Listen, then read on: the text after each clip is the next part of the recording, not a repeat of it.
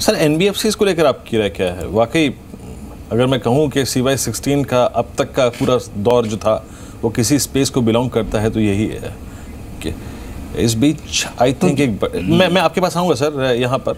I think bank of Japan का एक I think action आया है, उसकी बड़ी खबर आ रही है। अभी कुछ देर पहले खबर थी कि 80,000 करोड़ का येन का इन्फ्यूजन करेंगे, वो बड़ी खबर थी। और दरों में कोई बदलाव नहीं है, नो चेंज व्हाटसोएवर। आप देखें तो दरों में नहीं किया कोई बदलाव, तो अगर आप देखें ट्रेजेक्टरी वही है ब्याज दरों की।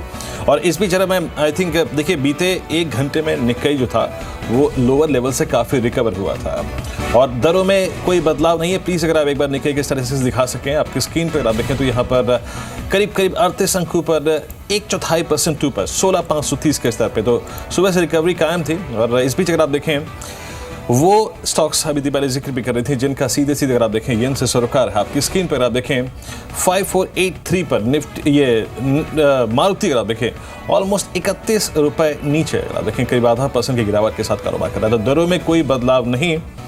आई थिंक दीपाली ये दरों में कोई बदलाव नहीं होगा, इसका भी समर्थन करने वाला एक बहुत बड़ा खेमा था। तो एग्जैक्टली अगर आप देखें मोरलेस अगर आप देखें लाइंस पर ही आया है। नेगेटिव इंटरेस्ट पॉलिसी कंटिन्यू रहेगी, यही प्रोजेक्शंस की जा रही थी और उसी लिहाज से ये डेवलपमेंट्स हुई भी है। -0.1% पर जो रेट्स हैं वो इसी पर मेंटेन रहेंगे। ब्याज दरों में बैंक ऑफ जापान ने कोई बदलाव नहीं किया है। इनफैक्ट मिस्टर सोनथालिया, अभी ऑटो स्टॉक्स की हम आपसे बातचीत कर रहे थे, लेकिन एस्कॉर्ट्स, महिंद्रा एंड महिंद्रा जो कि ट्रैक्टर सेगमेंट में डील करते हैं और अच्छे मॉनसून का एक डायरेक्ट कोरिलेशन है स्पेस के साथ। हाल ही में जब हमारी बातचीत हुई भी है इन कंपनियों के मैनेजमेंट से, तो उन्होंने भी एक अच्छे वॉल्यूम ग्रोथ की प्रोजेक्शन जाहिर की है। देखने चाहिए ये एस्कॉर्ट्स या फिर M&M जैसे शेयर्स? ये देखने चाहिए। रूरल थीम्स में स्पेशली ट्रैक्टर्स वॉल्यूम ग्रोथ काफ़ी स्ट्रॉन्ग फर्स्ट हाफ में भी रहे हैं और सेकंड हाफ में भी रहे हैं, तो एटलीस्ट 10% वॉल्यूम ग्रोथ तो इस साल देखने को मिलेंगे। तो ये सेक्टर डेफिनेटली स्वीट स्पॉट में रहेगा। सर आखिरी सवाल पूछूंगा आपसे यहाँ पर, नो डाउट कि जिस स्पेस से मेरा सवाल है IPO मार्केट को लेकर, प्राइमरी मार्केट को लोगों ने अगर सीरियस इन्वेस्टर बन के अगर आप देखें इनमें पार्टिसिपेट किया है, पैसा कमाया है नो डाउट पिछले 10 महीने में, ये ICICI प्रू के IPO पर आपकी राय क्या है? एक ऐसा IPO जिस एक क्षेत्र का पहला IPO है, एक बड़ा ब्रांड, एक बड़ा नाम इस IPO से जुड़ा हुआ है, नए क्षेत्र का, बीमा क्षेत्र का, इस IPO पर राय क्या है सर आपकी?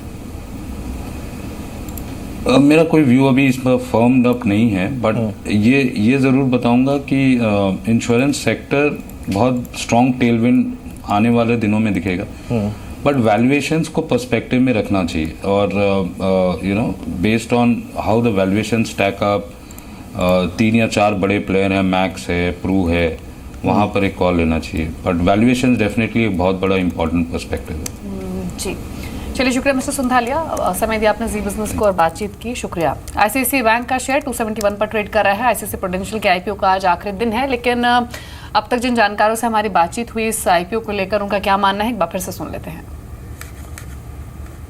इंश्योरेंस का सेक्टर एक बहुत बड़ा सेक्टर है, ग्रोइंग सेक्टर है।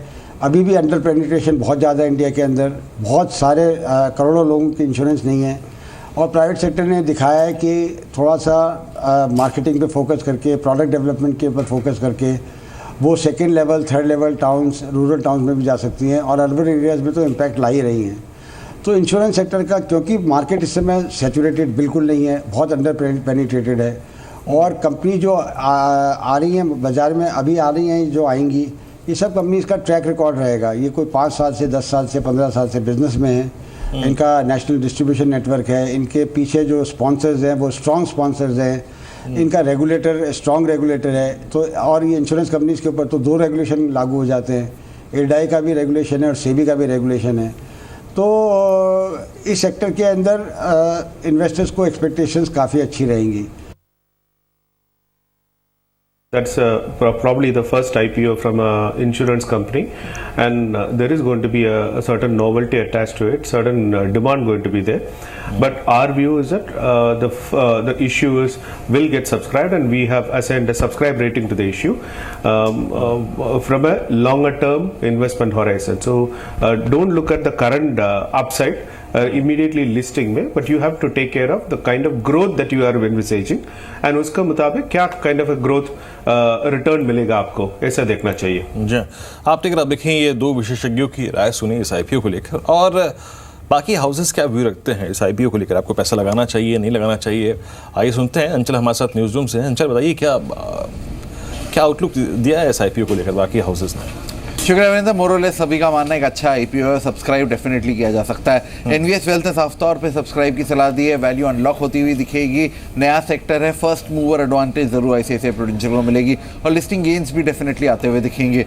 वहीं दूसरी ओर क्वांट कैपिटल की तरफ से भी साफ तौर से सब्सक्राइब की सलाह है। उनका मानना है आईपीओ अच्छा है, कंपनी की वैल्यूएशन अच्छी हैं और अगर आप बाकी पीयर से कंपेयर करें, एचडीएफसी मैक्स की अगर बात करें तो देखिए उसके मुकाबले का शेयर और ये कंपनी काफ़ी सस्ते लेवल्स पर है, तो एक अट्रैक्टिव आईपीओ बन जाता है। नोम्यूरा ने भी साफ तौर पे देखिए उन्होंने सब्सक्राइब नहीं कहा, लेकिन जो उनका टोन था नोट का वो एक ही तरफ दर्शा रहा था, लंबी अवधि के निवेशक इस आईपीओ को देख सकते हैं, इस शेयर पे नजर बना के चल सकते हैं। उनका मानना है मार्केट वैल्यू के लिहाज से सबसे बड़ी कंपनी है, एक अच्छा मार्केट शेयर होल्ड करती है और आईपीओ काफ़ी रिलेटिवली लो लेवल्स पे आ रहा है, तो यहाँ पे एक अच्छी अट्रैक्टिव वैल्यूएशन बनती है। और इसके अलावा मोतीलाल ओसवाल और आईआईएफएल दोनों का ही सिमिलर मत है, दोनों ने ही अक्रॉस द बोर्ड पीयर से कंपेयर किया और माना है कि सेक्टर में सबसे ज़्यादा मार्केट शेयर आईसीआईसीआई प्रूडेंशियल का करीब 23% का मार्केट शेयर कमांड करती है। एक अच्छा बिजनेस मॉडल है, आगे ग्रोथ की उम्मीद ज़्यादा है और कहीं ना कहीं जिस वैल्यूएशंस पे आईपीओ आ रहा है वो इस समय बाजार के लिए बेहद सस्ते हैं और क्योंकि पहला आईपीओ है सेक्टर का तो डेफिनेटली एक फर्स्ट मूवर एडवांटेज आता हुआ दिखेगा। शुक्रिया अंचल आपका। तो ब्रोकर हाउसेस की रिपोर्ट्स यहाँ पर अंचल ने बताई और ज़्यादातर हाउसेस ने सब्सक्राइब करने की ही सलाह दी है इस आईपीओ को, लेकिन मार्केट्स अब हरे निशान में आ चुके हैं। निफ्टी बैंक 1.4% ऊपर ट्रेड कर रहा है और ये आईसीआईसीआई बैंक आपके स्क्रीन पर, लेकिन आप देखिए निफ्टी को अब दिन के ऊपरी स्तरों पर 8800 के लेवल को फिर से रिगेन करते हुए 8803 के लेवल्स पर कामकाज कर रहा है। इंडेक्स के कौन से स्टॉक्स से जो मूव कर रहे हैं, भारतीय इंफ्राटेल 2.5% ऊपर है, मेटल स्टॉक्स में खरीदारी दिखी है, टाटा स्टील हिंडाल्को में बाइंग देखी जा रही है, ऑयल मार्केटिंग स्पेस से बीपीसीएल 1.25% ऊपर ट्रेड कर रहा है। यस बैंक कल दिन के ऊपरी स्तरों पर बंद हुआ था, आज भी 1.25% के गेंस अभी स्टॉक में देखे जा रहे हैं। प्राइवेट बैंकिंग से ही एक्सिस बैंक परफॉर्म कर रहा है, 1% का मूव यहाँ भी है। बजाज ऑटो में भी 1% की बढ़त भी देखी जा रही है। प्रदीप, दो ट्रेड्स जो आपको अभी समझ में आ रहे हो इंटरडे के लिहाज से? जी दीपाली, मेरे हिसाब से एक महिंद्रा हॉलीडेज़ में इंटरेस्टिंग मूव बन रहा है। कल के सेशन में इसमें अच्छा मोमेंटम देखा गया था। हम एक्सपेक्ट करते हैं कि ये 34 DMA का सपोर्ट लेने के बाद यहाँ से अप मूव रिज्यूम कर सकता है, तो यहाँ पे 457 के स्टॉप लॉस और 482 के टारगेट से बाय एडवाइजेबल रहेगी। इसके साथ साथ PVR का शेयर है, इसमें कल के सेशन में अच्छा मोमेंटम देखने को मिला था। हम एक्सपेक्ट करते हैं कि ये 2-3 दिनों में अप मूव और एक्सटेंड कर सकता है। यहाँ पे भी 1188 के स्टॉप लॉस और करीबन 1300 के टारगेट से बाय की एडवाइस रहेगी। एक दो स्टॉक्स को और देख लेते हैं जो कि अच्छा कर रहे हैं, ये वॉल्यूम्स भी अपनी तरफ खींच रहे हैं, जिसमें अगर आप देखें, एक आप देखिए आरपीपी इंफ्रा अब लगभग 11% ऊपर आ चुका है, जेएमटी ऑटो 2540 पर और अगर आप देखें जिसमें एक सुंदरम ब्रेक्स ये भी आप देखें ठीक ठाक कर रहा है। रानी होल्डिंग्स लगभग 7% ऊपर आ रहा है, तो बहुत सारे स्टॉक्स जो कि अच्छा कर रहे हैं। ऑटोलाइन इंडिया ये करीब 64 पे 5.5% ऊपर आ चुका है और एक आई थिंक टेक्सटाइल स्पेस में ही रेमंड्स को देख लीजिए 540 पे कारोबार कर रहा है। सेंचुरी का जिक्र आपने कुछ देर पहले किया था, बट रेमंड्स यहाँ पर प्रदीप राय क्या होगी आपकी? देखिए ये भी मोरलेस अपने जो प्रीवियस टॉप था 2014 में उसकी ओर अग्रेसर हो रहा है। 579 580 का टॉप उसने बनाया था, अभी 540 पे चल रहा है, तो वो एक नियरेस्ट और major target as well as hurdle रहेगा।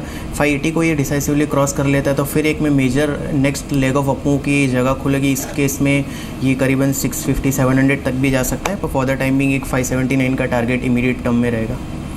जी, डे हाई पर जो स्टॉक्स अभी हैं उनमें अगर आप देखें आरपीपी इंफ्रा को 10.5% का उछाल अभी देखा जा रहा है, 208 के लेवल्स पर ये शेयर ट्रेड कर रहा है। राणे ग्रुप के शेयर्स हमने बातचीत की भी थी कुछ देर पहले, सभी स्टॉक्स परफॉर्म कर रहे हैं।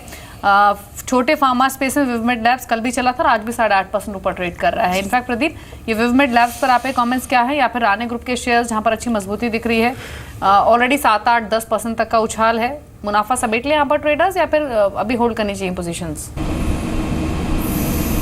दीपाली, पहले तो अगर मिड कैप फार्मा स्पेस की बात करें तो इस स्पेस पे हम बहुत बुलिश हैं। यहाँ पे काफ़ी सारे स्टॉक्स हैं, इन्होंने अच्छे कंसोलिडेशन के बाद रिसेंटली ब्रेकआउट दिखाया है। विविमेड लैब की पर्टिकुलरली बात करें तो यहाँ पे भी एक वीकली चार्ट्स पे ब्रेकआउट क्लियरली विजिबल है। यहाँ पे 98-99 का इमीडिएट टारगेट रहेगा और उसके बाद इसमें और भी हायर लेवल देखने को मिल सकते हैं। रानी ग्रुप की बात करें तो मेरे हिसाब से रानी मद्रास में ऑलरेडी एक स्टीप रनअप आ चुका है, तो उसको एक अवॉइड करने की एडवाइस रहेगी। पर रानी इंजन एक स्टॉक है जहाँ पे मेरे को लगता है कि अभी भी पोटेंशियल है, तो यहाँ पे एक व्यू पॉजिटिव व्यू अभी भी बरकरार रहेगा। राने ब्रेक लाइन है, उसमें प्रॉफिट बुकिंग थोड़ी एडवाइस रहेगी। चलिए प्रदीप, आपसे बातचीत जारी रही।